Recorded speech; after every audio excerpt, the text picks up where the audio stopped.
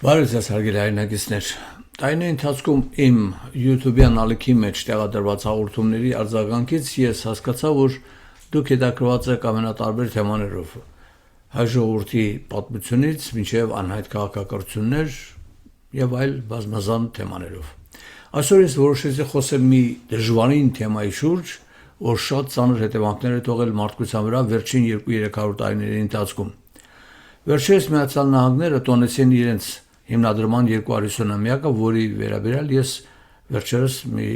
հաղորդում տեղադրեցի YouTube-ի մեջ, որը հուսով եմ ձեզ հետաքրեց։ Բնականաբար ես փորձեցի հասկանալ, թե ինչու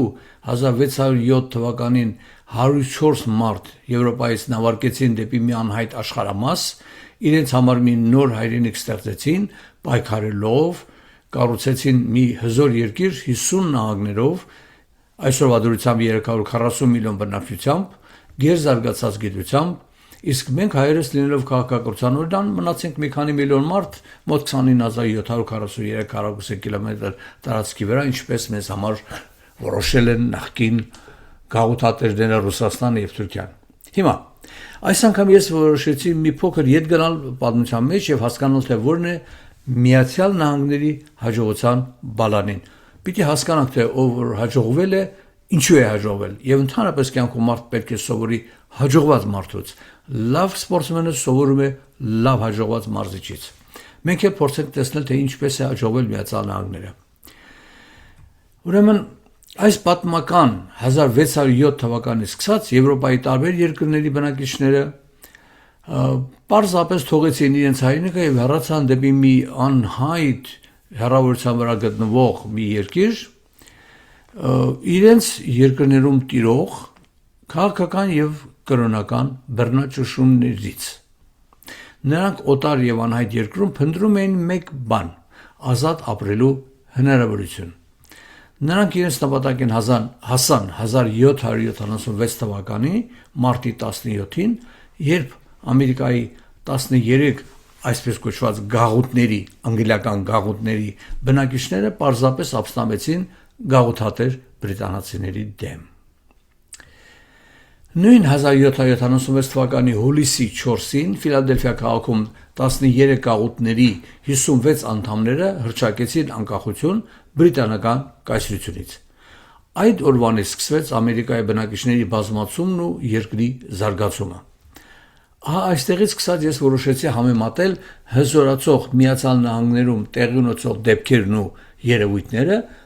բրիտանական կայսրության գործողությունների հետ։ Հնարավորինս ես կաշխատեմ պահպանել իրադարձությունների զուգահեռը ժամանակի մեջ։ Ինչպես ասում են, կբերեմ փաստեր, միայն փաստեր։ Այս զուգահեռի մեջ մենք կտեսնենք, թե որտեղ են տեղավորված Հայաստանն ու հայ ժողովուրդը։ 19-րդ դարի սկզբից նորաստեղծ Միացյալ Նահանգները եւ բրիտանական կայսրությունը գնացին տարբեր ճանապարհներով։ Քաղաքական, փիլիսոփայական, գաղափարական եւ տնտեսական հարցերում նրանց միջև գոյություն ունեցած տարբերությունը աստիճանաբար դարձավ բացահայտ եւ անշրջելի։ ԱՄՆ-ն զարկ տվեց մարդկային մտքի, խղճի եւ տնտեսական գործունեության լիակատար ազատություն։ Նրանք ամրագրված են երկրի սահմանադրության մեջ, այսպես կոչված Bill of Rights։ Եթե համեմատենք ընդամենը 250 տարում աշխարհի ամենահզոր եւ ամենահարուստ պետությունը դարձած ամերիկան աշխարհի մնացած հզոր պետությունների հետ, կտեսնենք, որ եվրոպական պետությունները զարգացան գիտության եւ մշակույթի մեջ, Ռուսաստանն ու Չինաստանն էլ ռազմական ասպարեզում, այն էլ հիմնականում ստրկական աշխատանքի շնորհիվ։ Մեծ առաջընթաց ունեցավ նաեւ Ճապոնիան, սակայն նրանցից ոչ մեկը ԱՄՆ-ին մոտ գալ չի կարող։ Ինչու։ Այս ինչուի պատասխանը մեկ կարճ եւ պարզ նախադասություն է։ Բնազդական ձգտումը եւ սերը ազատության նկատմամբ։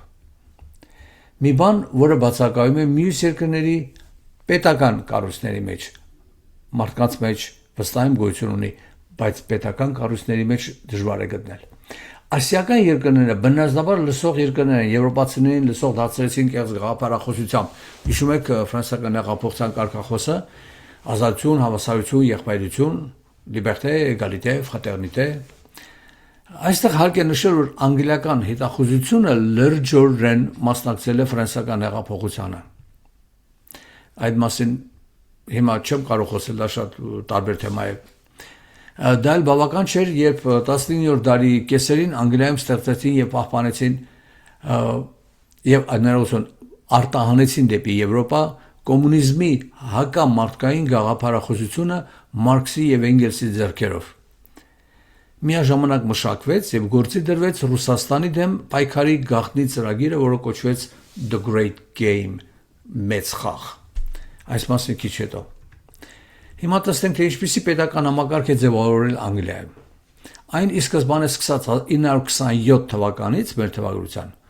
թագավորություն էր մինչև 1688 թվականը, որից հետո այն դարձավ սահմանադրական միապետություն, անգլերենով կոչվում է constitutional monarchy։ 1707 թվականին Անգլիան, Ուելսը միացան, իսկ 1801 թվականին նրանց միացավ նաև Իռլանդիան եւ նրանք բոլորը միասին դարձան Մեծ Բրիտանիա, դրոշակն փոխեցին եւ ստեղծեցին պարլամենտ։ Նրանց սահմանադրությունը մեկ փաստաթուղթ չէ, այն ունի 3 մասեր. State law, common law եւ constitutional convention։ Նրանք ունեն նաև պարլամենտ։ Ուրեմն պարլամենտը ունի House of Lords, որոնք չեն ընտրվում, այլ նշանակվում են, եւ House of Commons, որոնք ընտրվում են։ Ուրեմն անցնենք առաջ։ Ամբողջ 19-րդ դարի ընթացքում Մեծ Բրիտանիան ստեղծեց զորավոր նավատորմ, տարածվեց այն ժամանակ հայտնի աշխարհի բոլոր կողմերը, Բրիտանիան որդեգրեց հազարամյակների խորքից եկող բաժանիր որդիրես divide to conquer քաղաքականությունը։ Եվրոպական պատերազմներից անցան Չինաստան, Հնդկաստան, Աֆղանստան եւ վերջապես տիրեցին Աֆրիկայի ոսկու ադամանդի հանքերին։ Ինչպես ասում են, ախորժակը բացվում է ուտելուց։ Ես եթե չեմ սխալվում, ֆրանսերեն արտահայտություն է։ Աֆրիկայում ոսկու վաճառքից հարստացած անգլիացի Cecil Rhodes-ը իր հանճարեղ մտքի փայլատակումներից մեկի ժամանակ գրել է հետևյալը. Cecil Rhodes, անգլիացի, 1870-80-ականներին է սա գրել։ Ասում է, մենք պետք է գտնենք նոր երկրներ, որտեղից կարող ենք վերցնել օգտակար հանածոներ եւ միևնույն ժամանակ օգտվել տեղական էժան ստրկական աշխատուժից։ Այդ երկրներում մենք կարող ենք սպառել մեր ավելորդ արտադրանքը։ Մենք պետք է ստեղծենք մի գաղտնի հասարակություն ունենալով մեկ նպատակ։ Ամբողջ աշխարհը բերել բրիտանական կայսրության իշխանության տակ, ներառյալ Միացյալ Նահանգները, եւ ստեղծել մի նոր անգլոսաքսոնական կայսրություն, ինչպիսի երազանք ինքն է գրել, բայց այն հավանական է եւ հնարավոր։ Հղումի ավարտը։ Ինչպես տեսնում եք, արդեն 100 տարի էր անցել, բայց նրանք ամերիկյան գաղութի կորստյանները դեռ չէին հաշտվել։ 100 տարի առաջ էին կորցրել Ամերիկան։ Այստեղ իմիջայլոց ես կուզենայի մի բան մեջ բերել, ուրեմն 1902 թվականին այդ Cecil Rhodes-ի թողած կտակի համաձայն հիմնադրվեց մի Rhodes Foundation, Rhodes-ի հիմնադրամ անունով հիմնադրամ Օքսֆորդի համալսարանում Անգլիայում ուսանողներին հատուկ պրո-անգլիական եւ պրո-գլոբալիստական գաղափարներ քարոզելու նպատակով։ Օքսֆորդում այդ ծրագրով սովորել է նաև ԱՄՆ-ի նախագահ Բիլ Քլինտոնը 1968 թվականին։ ԱՄՆ-ի կառավարության մեջ տարբեր տարիների ընթացքում աշխատել են բազմաթիվ այդ ծրագրով բազմաթիվ այլ քաղաքական գործիչներ։ Այս ծրագրի միջև մակա այդ Rhodes Foundation-ը նրանց նպատակը մեկն է, ինչ որ երազել է Rhodes-ը։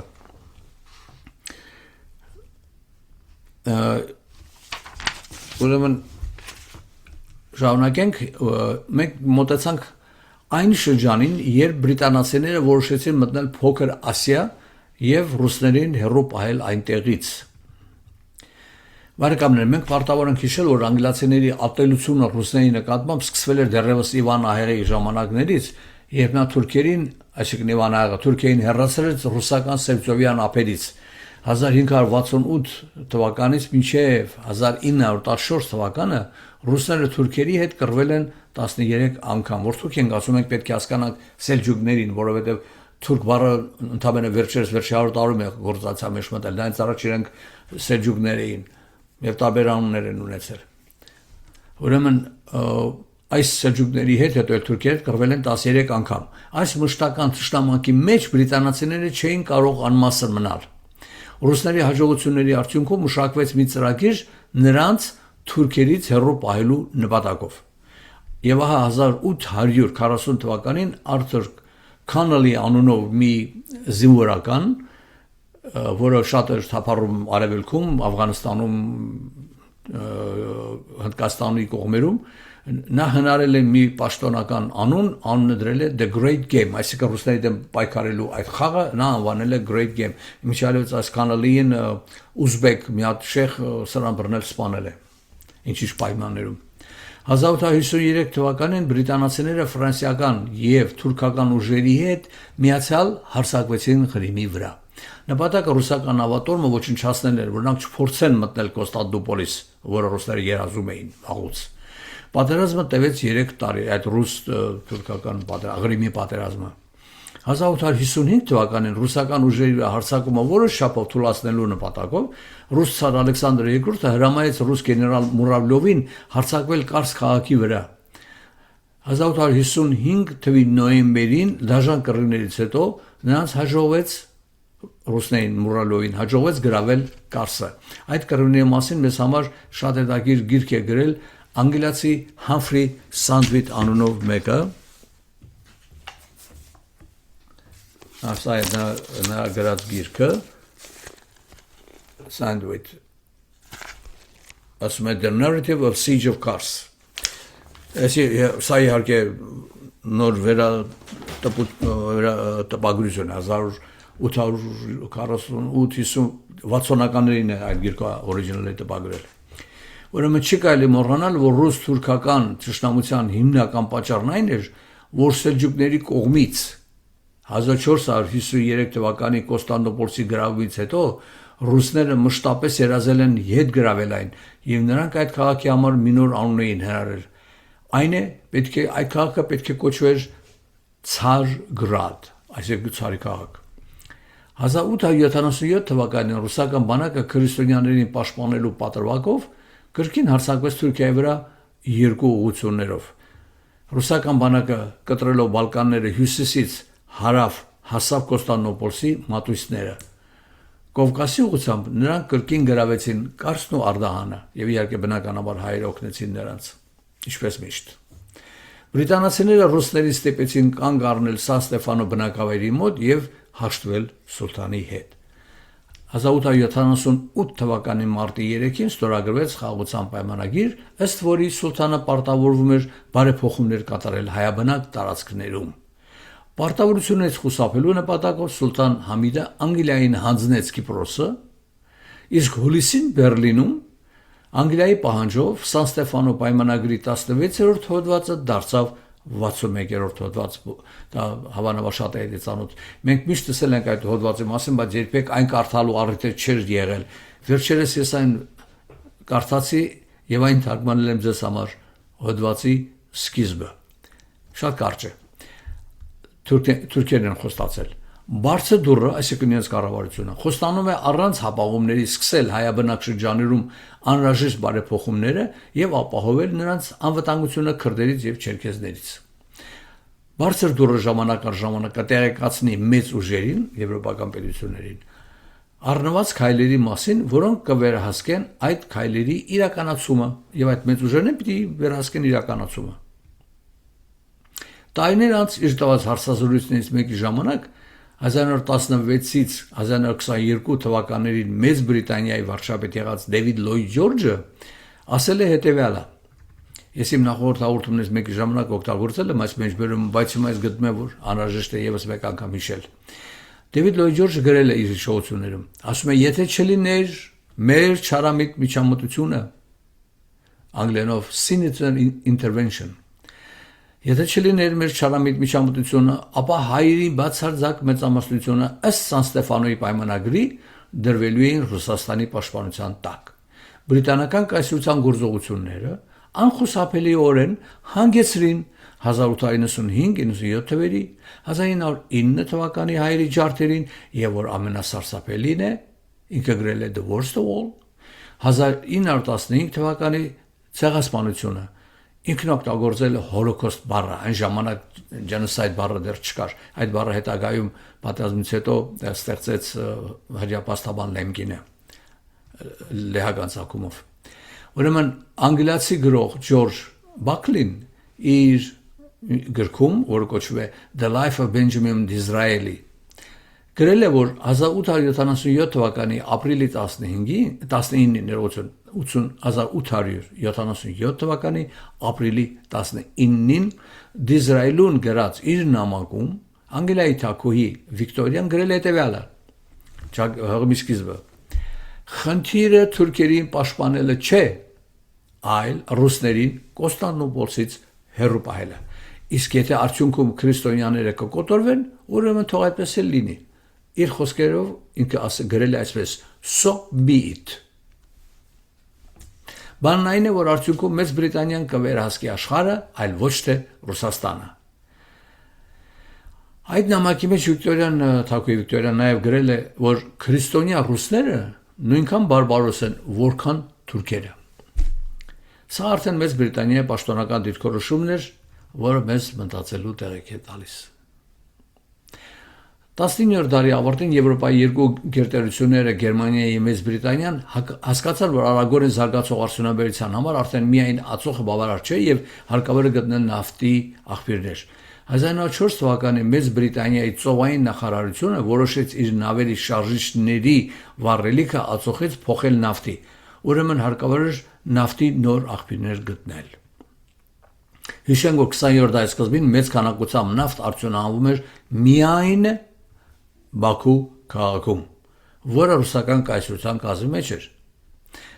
Բաքվից ստանում էին համաշխարհային նավթի արտադրության 50%, այսինքն կեսը։ 1901 թվականի մայիսի 28-ին անգլիական DRE Concession ընկերությունը պայմանագիր ստորագրեց Պարսից թագավոր Մուզաֆար Շահ Քաջարի հետ Պարսկաստանի հարավ-արևմտյան Մասջիդ Սոլեյման տարածքում հորատոմներ սկսելու համար։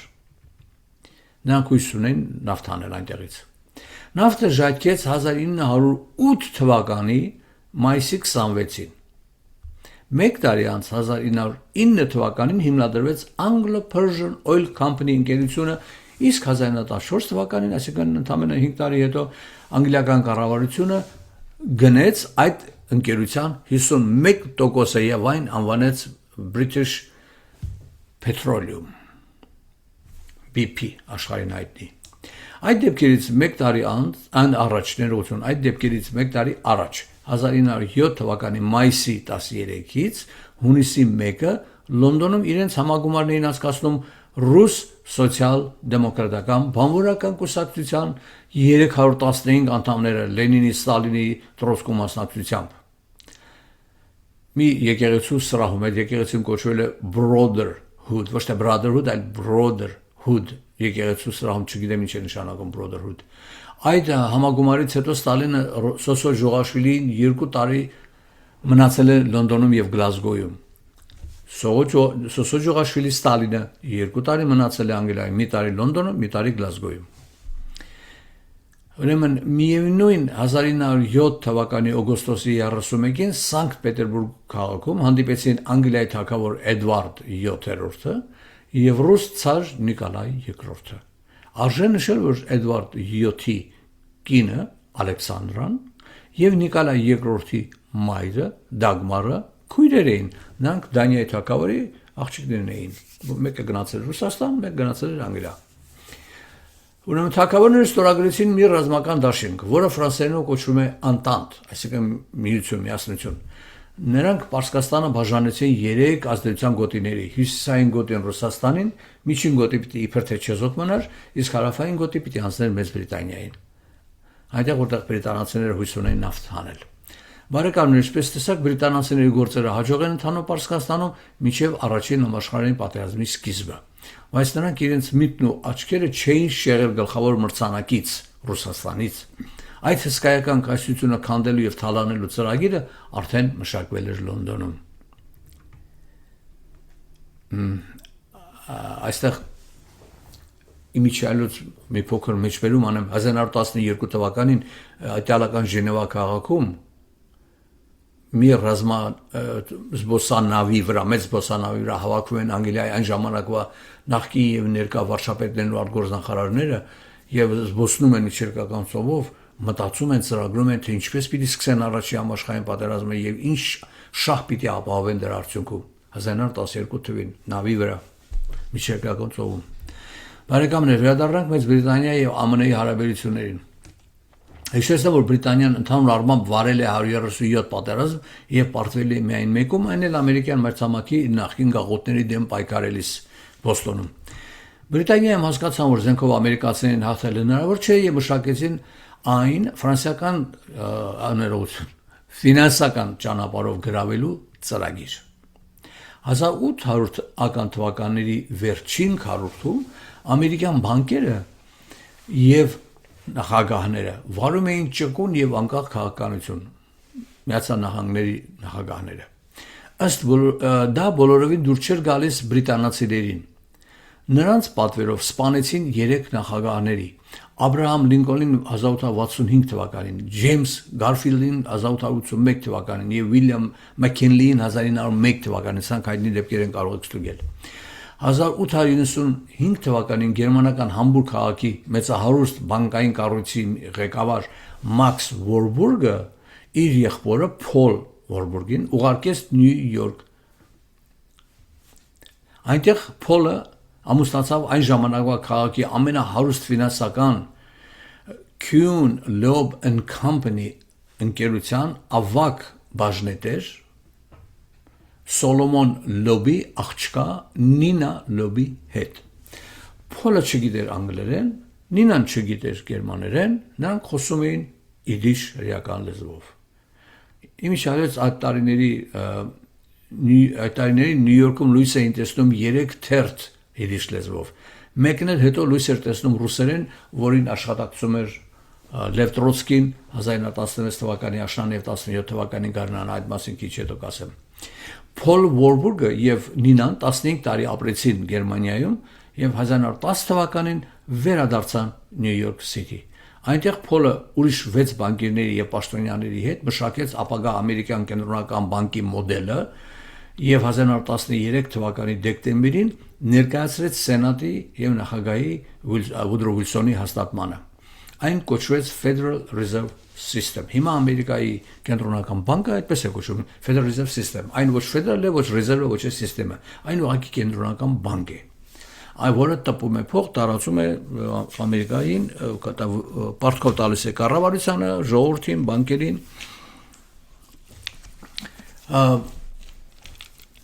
Այդ երևույթի այդ բանկային կառույցը ստեղծելու մասին ժամանակին տարիներ առաջ մի շատ հետաքրքիր եւ ծավալուն գիրք է գրել Էդվարդ Գրիֆին անուն մեկը, որը կոչվում է The Creature from Jekyll Island։ Եթե որևէ մեկը հետաքրված է Ամերիկյան Ֆեդերալ Ռեզերվի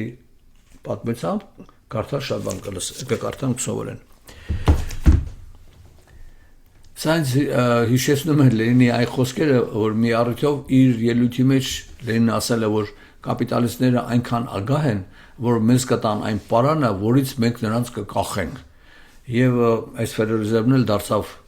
այն պարանը, որից կախեցին ամերիկյան ժողովրդին, որից ազատվելը դարձել է անհնարին։ Այսօր իմիջիալից ամերիկան Միացյալ Նահանգները այս Federal Reserve System բանկին պարտք է 40 տրիլիոն դոլար եւ տարեկան 1 տրիլիոն դոլար տոկոս է վճարում այդ բանկին։ Թե այդ բանկը ինչ է արել, կարող կարծել չէ, բայց այդ բանկը շատ կարևոր գործ արել, փող է տպում։ Այդ 100 դոլարը որ տպում է, նրանց վրա նստում է մի սենտ։ Անցենք առաջ։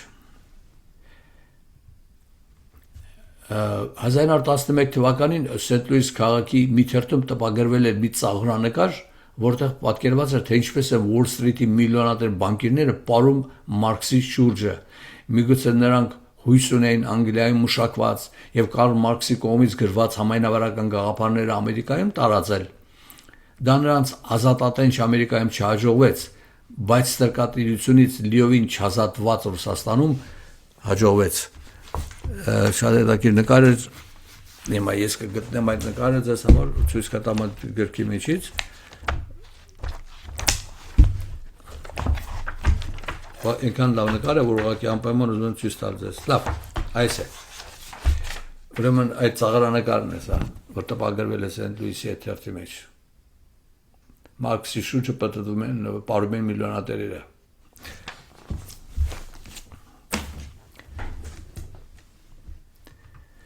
Ուրեմն տեսնենք թե այդ անտանտ կոչված համաձայնությունը ստորագրությունից հետո ինչով են զբաղված Բրիտանիան եւ Ռուսաստանը Մեծ Բրիտանիան մեծ քայլերով պատրաստվում էր պատերազմի, որը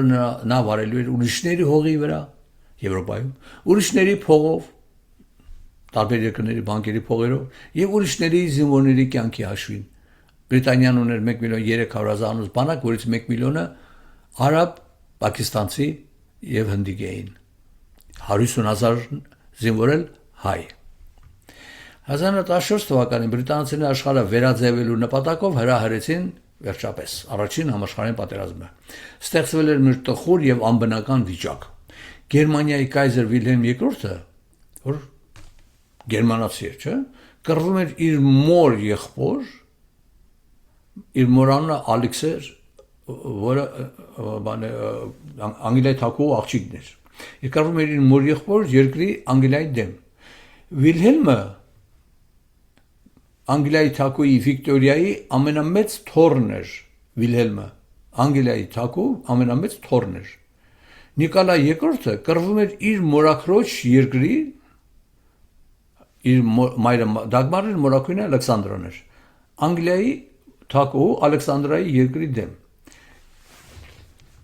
Եվ Նիկոլայը նաև կռվում էր Գերմանիայի դեմ որը իր կնոջ Ալեքսի հորական կողմի երկիրն էր Այսինքն մի խառը վիճակ Այսպես անեկդոտի մեջ են ասում ասեն խառը բան ստացվեցավ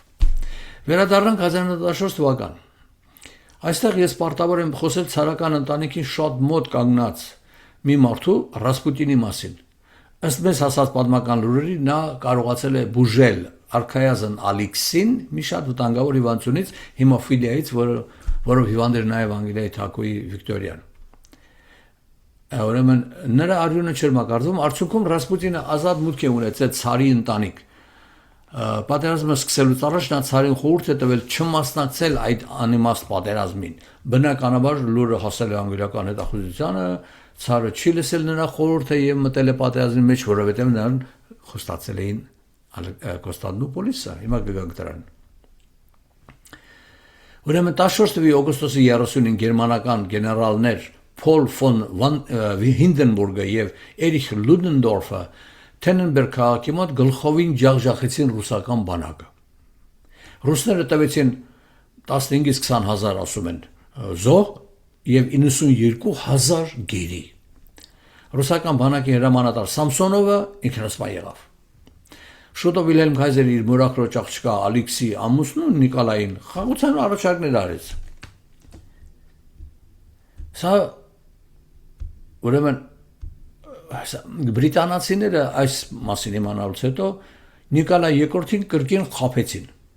Նրանք Նիկոլայ II-ին խոստացան, որ պատերազմի մեջ մնալու դեպքում պատերազմի հաջող ավարտից հետո եթե հաղթենք Ռուսաստանը կստանա իր 300-ամյա երազանքը Կոստանդնուպոլիսը։ Նիկոլայ կուլ տվեց այդ խայծը եւ մնաց պատերազմի մեջ։ Ուրեմն Կոստանդնուպոլիս քաղաքը գրավելու բանակցությունները սկսվեցին Մեծ Բրիտանիայի, Ռուսաստանի եւ Ֆրանսիայի միջեւ ընթացան ամբողջ 15 թվականին մարտ ամսից սկսած։ Մեծ Բրիտանիան պարտավորվեց գրավել Կոստանդնուպոլիսը, իսկ Ռուսաստանը պարտավորվեց մնալ պատերազմի մեջ եւ հաղթանակից հետո Անգլիային զիջել Պարսկաստանի միջին չեզոք շերտը, որի վերաբերյալ 1907 թվականի օգոստոսի 31-ին բանակցությունները համաձայնության էին եկել Սանկտ Պետերբուրգ քաղաքում Անգլիայի թագավոր այն ժամանակվա Էդվարդ 7-ը եւ Ռուսաստանի ցար Նիկոլայ II-ը։ Չմոռանանք, որ Էդվարդ 7-ը 1910-ին մահացել է եւ դրանից հետո նրա տղան Գևորգ դարձավ թագավոր։ Ռուսաստանի մնաց միայն Պարսկաստանի հյուսային մասը։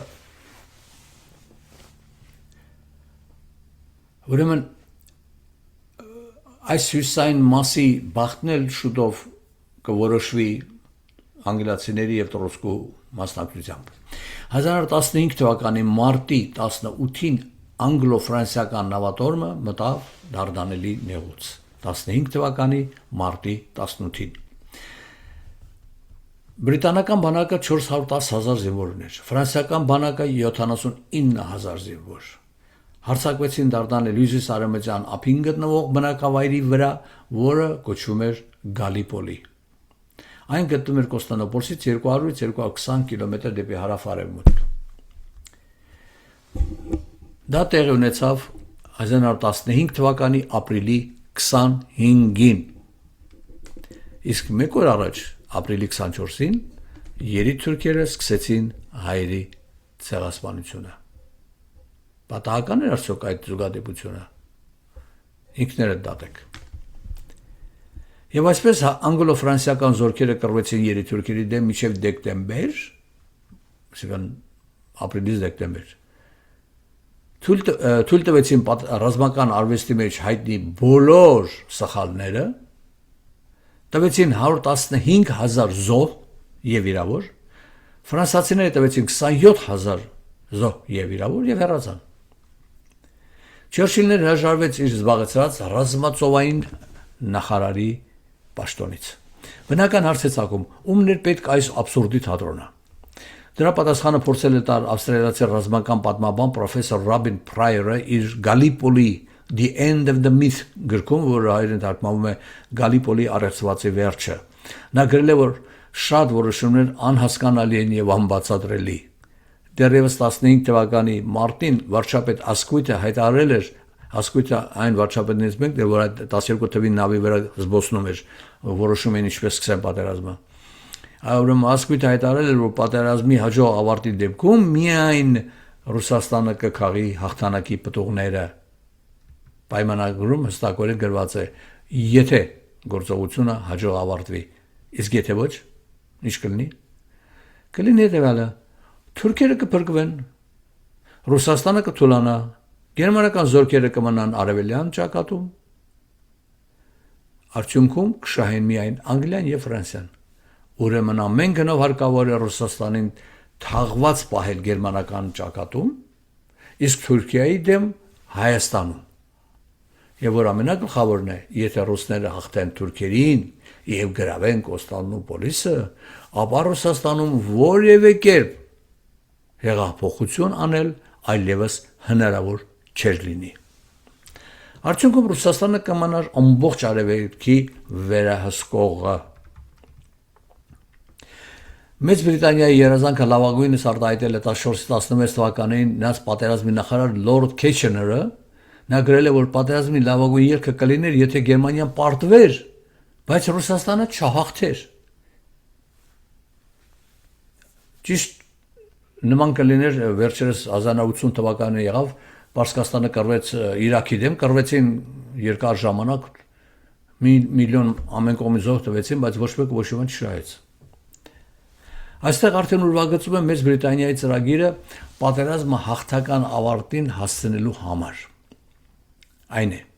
Գերմանիային պահել Ռուսաստանի հետ մերձավոր արևելքում ակտիվ պատերազմի մեջ, հյուծել եւ թուլացնել։ Իսկ Ռուսաստանին թուլացնելուց քայքայելուց հետո գործի դնել ներքին խռովություններ, քայքայիչ գործողության եւ տարբեր գործողություններ եւ արդյունքում ստիպել ցար Նիկոլային չափազանց մութ պայմաններում հրաժարվել գահից եւ ի վերջո գործի դնել գաղտնի ծրագիրը։ Ծանր հրետանին Ռուսաստանից փախած եւ իրենց աստեղային ժամի սպասող բոլշևիկներին ես այստեղ չեմ կարող շատ ժամանակ հատկացնել բոլշևիկներին շատերը լավ գիտեք թե 17 թվականին բոլշևիկները ինչպես իշխանության եկան բայց շատերը մանրամասները չգիտեն ուղղակի միայն մի քանի մանրամասն կասեմ մենք նրանց մասին լսել կարդացել ենք շատ հիմա ես կուզենայի միայն ձեզ հետ կիսվել այն փաստերի մասին թե ինչ է կոմունիզմը ով է այն հնարել եւ երբ եւ ինչու վերջը որոշվեց այդ օգտագործել Ռուսաստանը քանդելու համար եւ թալանելու իհարկե Կոմունիզմի գաղափարը առաջի անգամ պատմաբանները գտել են ֆրանսիական հեղափոխության տարիներին, որի առաջին քարոզիչը համարում են Ֆրանսուଆ Նոել Բաբոֆ անունով մեկին։ Նրան հովանավորել է անգլիական հետախուզության աշխատակից Ջեյմս Ռատլեջը։ Հետո այդ գաղափարը արդեն աստիճանաբար կմտնի Գերմանիա, Մարքսի ձեռքերով եւ ոտքերով, 1847 թվականին Լոնդոնի կոմունիստական լիգը պատվիրեց Մարքսին եւ Էնգելսին գրել կոմունիստական մանիֆեստը։ Այնուհետև Մարքսը հիմնականում անգլիական հետախուզության պատվերով գրել է բազմաթիվ հակառուսական հոդվածներ։ Ապրել է Լոնդոնում եւ երբեք չաշխատել։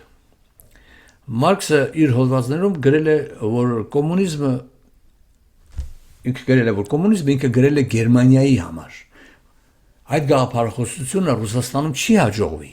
բայց այն չհաջողվեց նաև Գերմանիայում։ Սակայն Մեծ Բրիտանիայի եւ Գերմանիայի իշխանությունները պահեցին եւ ֆինանսավորեցին այն ապագայում Ռուսաստանը քանդելու համար։ 1916 թվականի վերջերից ծրագիրը սկսեց կամաց-կամաց աշխատել։ Ռոմանովների արքայական ընտանիքի անդամ մեծ իշխան Պյոտրի որդի իշխան Ֆելիքս Յուսուպովը անգլիական Օքսֆորդի համալսարանում ընկերակցել էր անգլիական հետախուզության աշխատակից Օսվալդ Ռայների հետ։ Նրանք միացյալ ուժերով դեկտեմբերի 30-ին երրորդ փորձից հետո վերջապես սպանեցին Ռասպուտինին, որը ինչպես հիշում եք դեմ է Ռուսաստանի մասնակցությանը պատերազմին։ Այդ մասին իր հիշողություններում 1924 թվականին գրել է Նիկոլայ II-ի հորեղբայր իշխան Պավելի երկրորդ կինը, իշխանուհի Պալեյը։ Այս Պալեյ անունը Նիկոլայ II-ն է կնքել այս կնոջը, որովհետև ազնվական ընտանիքից չէր։ 1917 թվականի փետրվարին ռուս սոցիալ-դեմոկրատները բրիտանական դեսպան Ջորջ Բյուքենենի մշակած պլանի համապատասխան հակապետական եւ հակապատերազմյան ցույցեր սկսեցին Սանկտ Պետերբուրգում։ Մարտի 12-ին բրիտանական դեսպանատանը հավաքվել էին Ռուսաստանի վարչապետ Ռուդզյանկոն, իշխան Լվովը, Միլյուկովը, Գոչկովը եւ մշակում էին ցարին իշխանությունից հեռացնելու ծրագիրը։ Այդ օրերին պատերազմի ընթացքին ծանոթանալու նպատակով Նիկոլայ II-ը գտնվում էր Մոգիլևում, որը մոտ էր ավելի ֆրոնտին, արևմտյան ֆրոնտին, եւ հավանաբար հենց այստեղ Մոգիլևում նա հանդիպել է իր մոր հետ, որը մինչ այդ ապրում էր Կիևում։ Դուք եթե հիշում եք, երբ որ Նիկոլայ II-ը ցար դարձավ եւ ամուսնացավ Ալեքսի հետ, Ալեքսը գերմանական ընտանիքի աղջիկ էր, իսկ Դագմարը դանիական թագավորի աղջիկն էր։ Սրանք կարծեք թե իրար ինչ որ խնդիր են ունեցել եւ մայրը տեղափոխվել է Կիև, այնտեղ է ապրել։ Եվ երբ որ թագավորը իր զրահամեքենայով, զրահվագոնով գնացքով գալիս է Մոգիլև, մայրը հավանաբար գալիս է նրան տեսության եւ այդ հանդիպման նկարը կա։ Դրա համար գիտենք որ հանդիպել են իրար հետ։ Այդ հանդիպումից հետո հավանաբար Նիկոլայ II-ը որոշել է իր արքայական գնացքով վերադառնալ Սանկտ Պետերբուրգ եւ որոշում կայացնի ապագայի մասին, սակայն նրան խաբեցին եւ գնացքը տարան ճանապարհի մեջտեղը Պսկով, որտեղ նրան մեկ օր պահելուց հետո ստիպեցին հրաժարվել գահից 17 թվականի մարտի 15-ին։ Նիկոլայ II-ը իշխանությունը հանձնեց իր եղբայր Միխայելին, սա էլ հանձնեց ժամանակավոր կառավարությանը իշխան Լվովին, որը վարչապետ էր դարձել, նա էլ մի քիչ մի ամիս չափ դիմացավ, հանձնեց Կերենսկուն, այդ Կերենսկին էլ դիմացավ մինչև հոկտեմբեր եւ գիտեք վերջում բոլշևիկներն սրանց գլուխ ինչպես կերան մինչև հոկտեմբերի 25 իր հիշողությունների մեջ այդ իշխանուհի Պալեյը գրել է, որ 1924 թվականին իր հիշողություններն է տպագրել Լոնդոնում, ասում է բոլշևիկները իրականում բրիտանական շախմատային խաղում զինվորներ էին, ռուսերեն ասում են պեշկի։ Սիրելի հայրենակիցներ, ժամանակի սղության պատճառով այսուհետև ես տալու եմ միայն ամենակարևոր թվերն ու դեպքերը։ Մեծ Բրիտանիայի մշակած Great Game գործողության առաջին արարն ավարտվեց, սկսվեց երկրորդը։ Այն է քանդել պետությունն ու բանակը։ 17 թվականի ապրիլին Վլադիմիր Լենինը Շվեյցարիայից գնացքով մտնում է Գերմանիա, հանդիպում է Քայզեր Վիլհելմի կառավարության անդամներից մեկին, ստանում է անհայտ քանակությամբ փող, իր փակ վագոնով իր 31 ուրիշ զինակիցների հետ, ընդհանուր 32 հոգի են եղել, ասում են, անցնում է Լեհաստան, հետո Ֆինլանդիա եւ վերջապես ապրիլի 16-ին մտնում է Սանկտ Պետերբուրգ եւ հայտնի զրահամեքենայի վրա կարդում է իր ապիրիլյան թեզիսները։ Սա հանրահայտ գերմանական դեսանտն էր, իսկ որտեղ էին Մեծ Բրիտանիայի դրածոները, Յոսեֆ Ջուղաշվիլի Ստալինը Կովկասում էր, իսկ Լև Տրոցկին ապրում էր Փարիզում, որտեղից նրան արտաքսեցին եւ հայտնվեց Նյու Յորք քաղաքում 16 թվականի վերջում, որտեղ ապրեց նա մի քանի ամիս աշխատեց որպես վարորդ Wall Street-ի մի շատ հարուստ հրեայի համար եւ միաժամանակ աշխատակցում էր ռուսերեն Նովի Միր թերթին։ 17 թվականի մարտի 15-ին ռուսական ցարին գահանքեց անելու լուրը կայծակնային արագությամբ հասավ Վաշինգտոն։ Երկու շաբաթ անց նախագահ Վիլսոնը ճանաչեց ժամանակավոր կառավարությունը, բրիտանական հետախուզության կենտրոնից հրաման եկավ Տրոցկուն տալ ամերիկյան անձնագիր, մեծ քանակությամբ փող եւ ուղարկել Ռուսաստան։ Ճանապարհին ապրիլի 3-ին Կանադայի սահմանապահները ձերբակալել են Տրոցկուն, Հալիֆաքս քաղաքում, հետո մեկ ամիս պահել են Ամհերստ ճամբարում։ Վերջապես մեկ ամիս տևած այդ բանակցություններից հետո Տրոցկին Հալիֆաքսի ճամփորդեց դեպի Հելսինկի, ուշացած հասավ Սանկտ Պետերբուրգ եւ դարձավ երկրորդ ջութակ բոլշևիկյան նվագախմբի մեջ։ Միջալից անգլիական հետախուզության շատ կարևոր ներկայացուցիչը Վաշինգտոնում, որ ապրում էր Վուդրո Վիլսոնի օգնական հաուսի հետ, նրանք իրար հետ շատ նոր հարաբերությունների մեջ էին, այդ Ուիլյամզի շնորհիվ Տրոցկուն արձակեցին եւ փողերը հետ ուղարկեցին Սանկտ Պետերբուրգ։ Այստեղ պետք է որոշվել ռուսական կայսրության ճակատագիրը, որ կողմը կհաղթեր Գերմանիան Լենինի թիմով, թե Անգլիան Տրոցկու թիմով։ 17 նոյեմբերի 7-ի հեղափոխությունից ընդամենը 2 շաբաթ անց արտգործնախարար Տրոցկին կատարեց իր տերերի Մեծ Բրիտանիայի պատվերը։ Նա չեղյալ հայտարարեց ցարի ստորագրած բոլոր միջազգային պայմանագրերը, որի արդյունքում Պարսկաստանը ամբողջությամբ անցավ Մեծ Բրիտանիայի վերահսկողության տակ։ Այնուհետև Տրոցկին հրամայեց բոլոր ռուսական զորքերին հեռանալ Արևմտյան Հայաստանից։ Այնտեղից հեռացան 200,000 ռուս զինվոր եւ ամբողջ ճակատը բացվեց թուրքերի առաջ։ Այստեղ սկսվեց Great Game գործողության 3-րդ արարը։ Քաղաքացիական պատերազմ, կոտորածներ, կուլակաթափություն, թալան,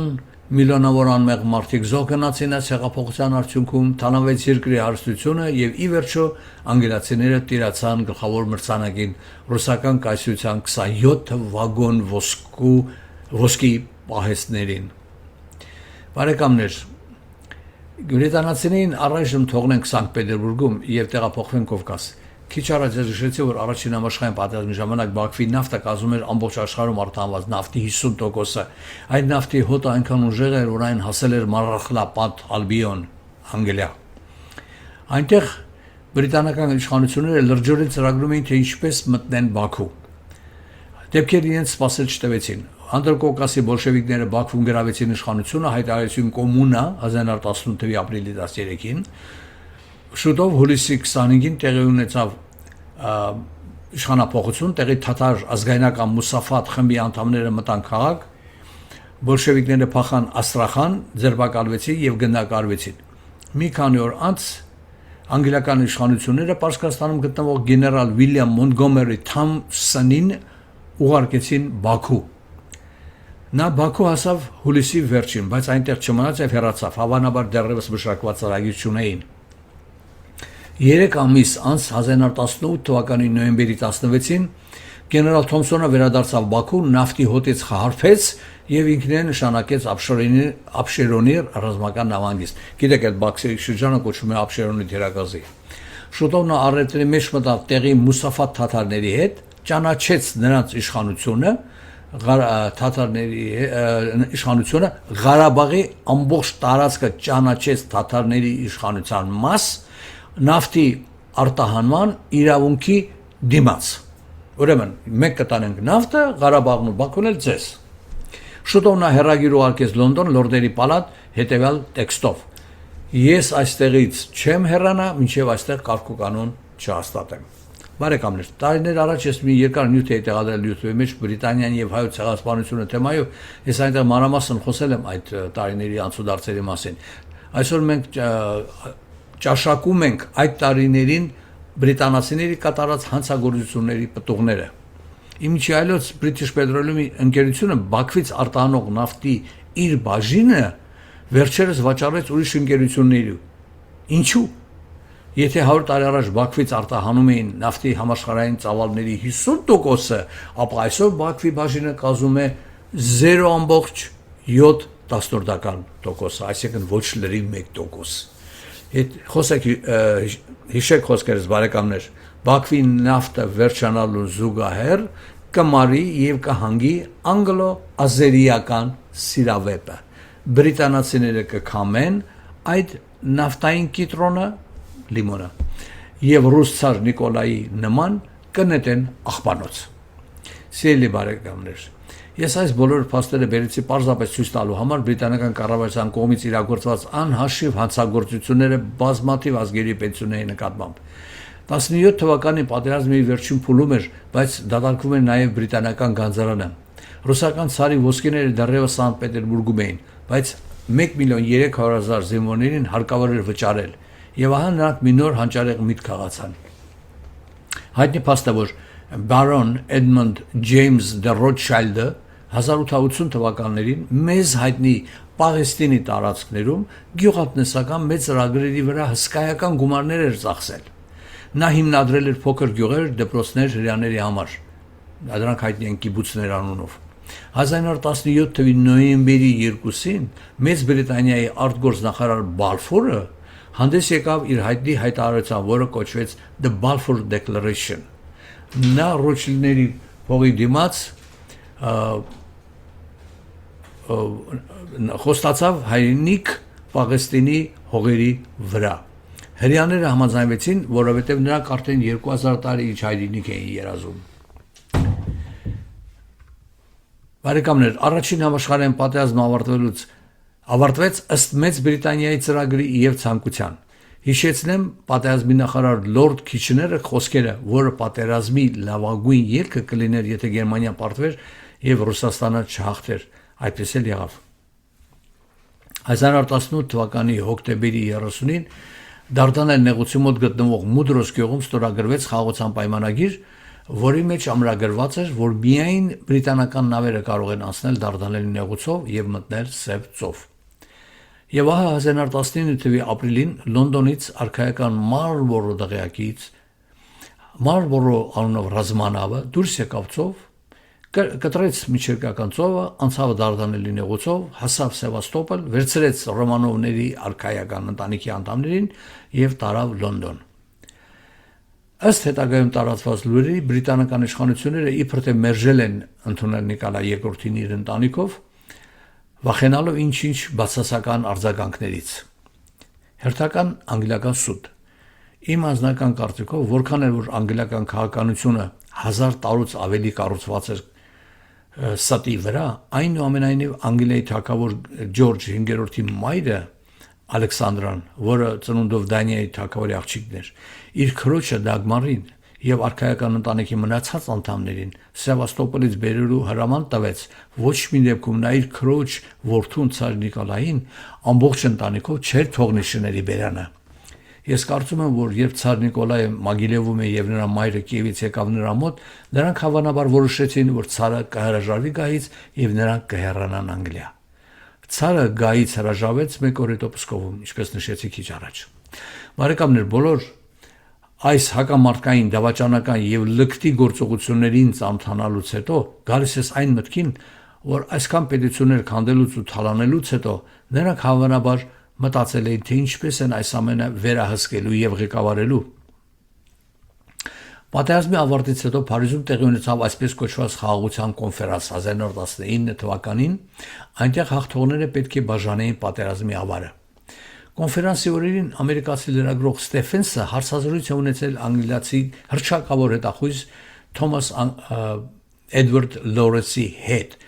որը աշխարհին հետագայում հայտնի դարձավ Լորենս Արաբացի անունով ելնելով այն իր մասին նկարված ֆիլմից։ Այդ ֆիլմում իրեն անվանել էին Լորենսով Արաբիա, դրա համար այդ անունը այդպես տարածվեց։ Այդ հարցազրույցը ես կարդացել էի 2 անգամ,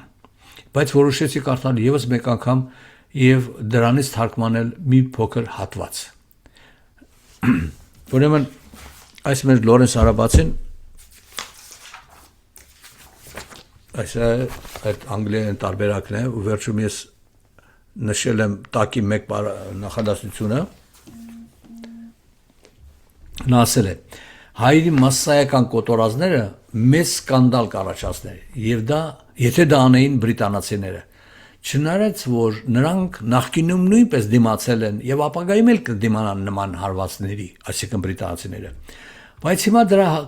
կարիքը չկա։ Բրիտանական կայսրությունը համաշխարհային կառավարության սկիզբն է, բոլոր մեր պատերազմները, հեղափոխությունները, գործադուլները, համաճարակները գալիս են նրանից, որ ամբողջ աշխարհը չէր ղեկավարվում մեկ կենտրոնից։ Բրիտանացիները մի օր վերջ կտան այդ անիշխանությանը։ Սիրելի հայրենակիցներ, առաջին համաշխարհային պատերազմը ծրագրվեց եւ իրականացվեց ու ամրագրվեց Մեծ Բրիտանիայի շահերից ելներով։ Պատերազմից հետո նրանք կրկին իրենց հայացքը ուղղեցին դեպի Միացյալ Նահանգներ։ Սկսած 1880 թվականներից Էդսիսոն Ռոզի երազանքը Լորենս Արաբացու բերանով գործի դնելուց հետո վերջնականապես նպատակին հասնելու համար ստեղծեցին համաշխարհային կենտրոնացած կառավարություն եւ համաշխարհային բանկ։ Լավ, ուզում եք ստեղծել համաշխարհային բանկ կառավարություն ինչ որ նպատակներով, այստեղ անհնար է չհիշել մի հայտնի հնագույն իմաստություն կա, ասում է Road to hell is paved with good intentions, ճանապարհը դեպի դժոխք միշտ պատված է բարի ցանկություններով, ինչքան էլ ուզում եք բարի ցանկություններ ունենաք, բայց եթե դժոխային ճանապարհներով եք գնում, վերջը կործանվելու եք։ Սա իվիճալոց։ Ուրեմն առանց մանրամասների մեջ մտնելու ես ձեզ հիմա կփոխանցեմ միայն 4 եւ հակիրճ փաստերը։ ԱՄՆ-ում 1913 թվականի դեկտեմբերին ստեղծված կենտրոնական բանկը հսկայական քանակությամբ փող տպեց եւ մցրեց տնտեսության մեջ, շրջանառության մեջ։ Wall Street-ը հսկայական քանակությամբ բաժնետ տոմսեր վաճառեց բնակչությանը։ Ամերիկյան տնտեսությունը աճում էր հսկայական քայլերով, մինչև 1929 թվականի հոկտեմբեր։ Միևնույն ժամանակ Անգլիայի տնտեսությունը շատ ծանր վիճակում էր պատերազմից հետո։ Նրանք արտադրելու ոչինչ չունեին, տնտեսություն չունեին Ամերիկայի նման։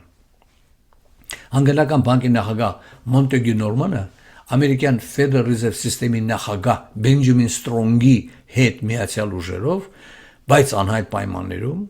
հսկայական գումար փոխանցեցին Նյու Յորքից Լոնդոն։ Այս Բենջամին Սթրոնգը հարցրել է դե լավ է, քան փող ուղարկում եմ ձեզ, բայց հրատակից ո՞նց ենք դուրս գալու։ Մանել Մոնտեգյու Նորմանը խորհուրդ է տվել, ասել է դե տոկոսներն է բարձրացրու, 4% եք չարժանում մարդկանց, դարձրեք 6.5, եւ այդ 6.5%-ը եղավ կործանարար Ամերիկայի համար։ Միաժամանակ ստեղծվեց մի աներևույթ համաշխարհային կառավարություն, որը չունի ոչ ազգություն, ոչ մի ընդհանուր մշակույթ կամ կրոն, այն ունի միայն մեկ պաշտամունք՝ իշխանություն եւ փող, money and power։ Երկրորդ համաշխարհային պատերազմի ավարտից հետո Միացյալ Նահանգներում 14 նախագահներից 8-ի ընտրություններում գլոբալիստները հսկայական ազդեցություն են ունեցել։ Եթե չասեմ ավելին, Քենեդին նրանց խաղը չխաղաց եւ հետո էլ 63 թվականի հունիսի 2-ին կարծեմ օրենք ստորագրեց Federal Reserve բանկը փակելու վերաբերյալ, իբր թե կառավարությունը պիտի փողը տպեր։ 5 ամիս ապրեց, դրանից հետո սպանվեց։ Նիքսոնը Վիետնամի պատերազմը ուզում էր շատ արագ վերջացնել, բայց գլխին Watergate սարքեցին, ստիպեցին հրաժարվել, իսկ գլխավոր դերակատար Հենրի Քիսինջերն էլ պատերազմը երկարաձգեց, հետո էլ ինքը իր համար Նոբելյան մրցանակ ստացավ։ Այս նույն Քիսինջերը անգլիական Chatham House-ում իր ելույթի մեջ հայտարարեց, Chatham House անգլիական իրենց քաղաքականության գլխավոր կենտրոնն է, ուրեմն ինք ավելի շատ ուրեմն ներողություն Chatham House-ը իր ելույթի մեջ հայտարարեց, որ ինքն ավելի շատ զեկուցում է գլոբալիստներին եւ Chatham House-ին, քան ամերիկյան կառավարությանն, ուրեմն այստեղի արտգործնախարարը, բայց ծառայում է անգլիացիներին։ 79 թվականին նա լկտիաբար Իրանի շահ Մոհամմեդ Ռեզա Փեհլևիին զրկեց իշխանությունից, եթե հիշում եք նա օդանավով թռավ Թեհրան, թագավորին վռնդեց իր երկրից, արտաքսեց։ Եվ ըստ գլոբալիստների ծրագրի Թեհրան բերեց Բաղդադում ծնված Այաթոլլա Խոմեյնին, որի հայրը երկար տարիներ աշխատել էր անգլիական հետախուզության համար։ Ռեզա Փեհլևին նավթի վաճառքից ստացած փողերով հզորացնում, զարգացնում էր իր երկիրը։ Իսկ վերջին 47 տարիների ընթացքում Իրանը թալանում են գլոբալիստներն ու ֆանատիկները։ Ռեգանի վրա մշակած պլանով կրակեցին։ Բարեբախտաբար նա ողջ մնաց։ Եթե սպանվեր, ապա ԱՄՆ-ի համար մեկ գլոբալիստ Ջորջ Բուշը, հայրը, պիտի դառնար նախագահ։ Հետո էլ սպիտակ տուն մտավ մեր գեղեցկատես Բիլ Քլինտոնը, որը, ինչպես նշեցի, սովորել էր Լոնդոնում Rhodes Foundation-ի հիմնադրամով։ Հետո իշխանության եկավ մեր Ջորջ Բուշ ավագի տղա կրտսեր Բուշը։ Վերջապես նախագահ դարձեցին աներևակայելի ստախոս ու արկածախնդիր կես սև, կես սպիտակ Օբամային։ Սա արդեն ոչինչ չէր թաքցնում։ Նա բացահայտորեն հայտարարեց, որ մենք այս երկրում Ամերիկայում կատարելու ենք հիմնավոր կերպարանափոխություն, անգլերենով ասեց, TV-ի վրա հայտարարեց fundamental transformation, այսինքն պետք է քանդենք երկիրը, էլի։ Նրանից հետո ամեն ինչ արվեց եւ հաջորդ նախագահ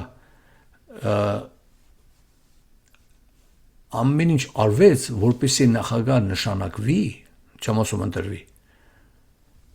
թե բարոյական, թե մարդկային, բոլոր արժեքների զուրկ Հիլարի Քլինտոնը։ Բայց ինչպես ժողովուրդն է ասում, նրանց խոփը դեմ առավ քարին,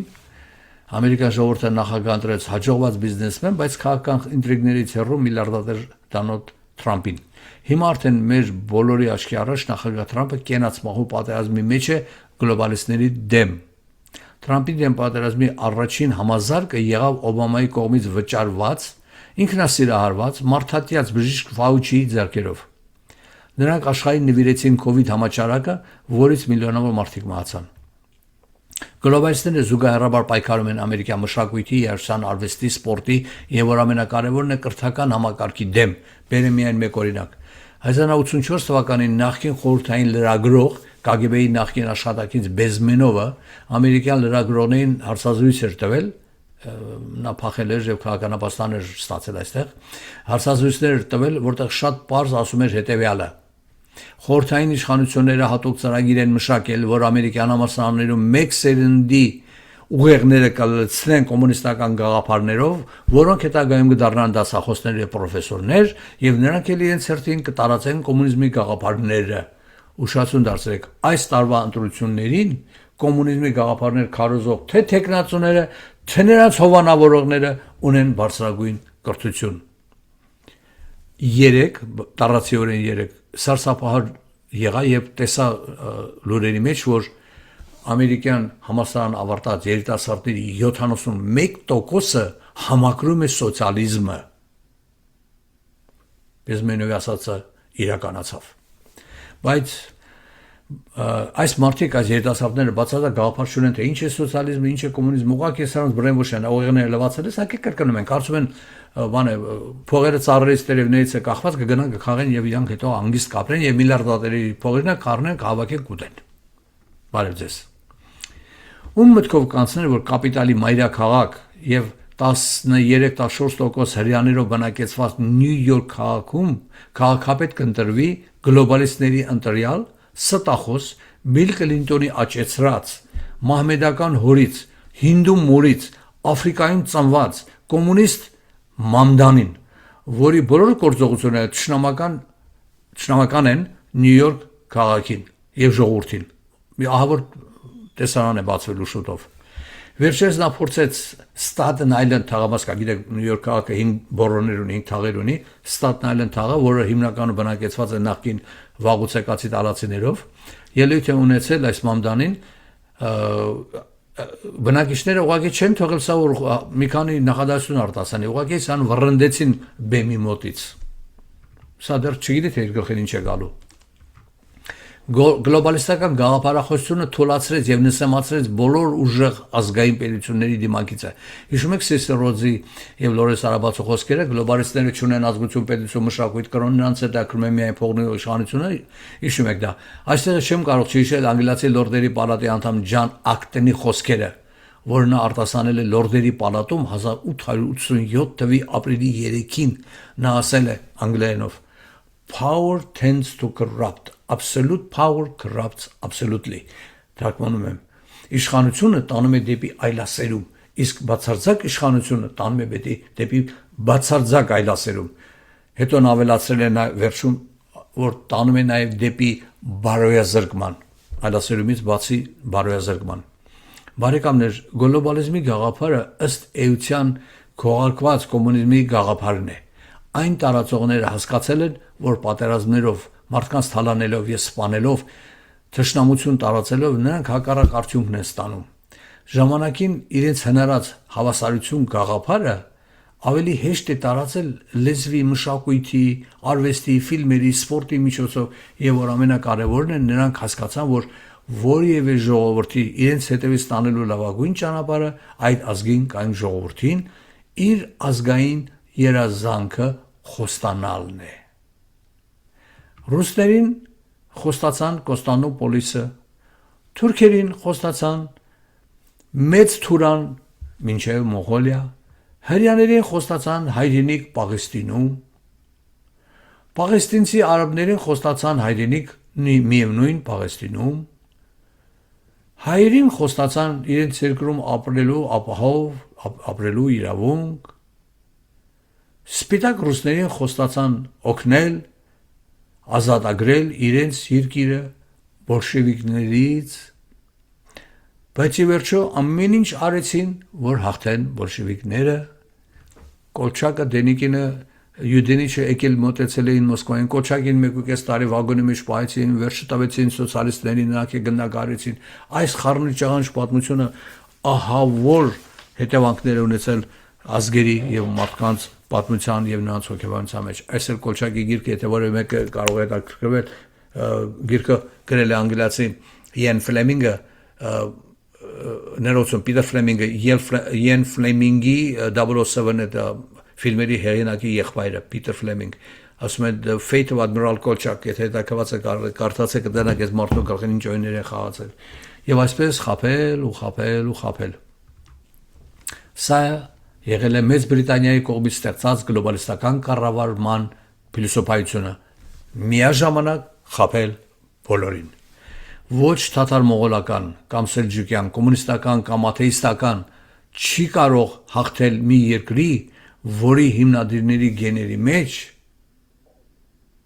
ներծծված էր անկոտրում սերը դեպի ազատություն, մի երկիր, որը մագնիսի նման իրեն է ձգում բոլոր ազատասեր մարդկանց։ Թույլ տվեք այս նախադասությունը նորից կարդամ դանդաղ։ Ինչ վերաբերում է Միացյալ Նահանգներին, միայն կարող եմ ավելացնել, որ ոչ մի երկիր, ոչ թաթար-մողոլական կամ սելջուկյան, կոմունիստական կամ աթեիստական, չի կարող հաղթել մի երկրի, որի հիմնադիրների գեների մեջ ներծծված էր անկոտրում սերը դեպի ազատություն, մի երկիր, որը մագնիսի նման իրեն է ձգում աշխարհի բոլոր ազատասեր մարդկանց։ Սիրելի բարեկամներ, հուսով եմ, որ մարդկությունը շուտով կմտնի մաքուր եւ սառը տրամաբանության, գիտելիքի դարաշրջան, իր վրայից կթոթափի տգիտության եւ ատելության վերաբուրկները եւ պատրաստ կլինի մեզ մոտեցող տիեզերական գիտակցության նոր դարաշրջանին։ Բարի ճանապարհ բոլորիս։ Շնորհակալություն բարեկամներ։ Ստեսություն։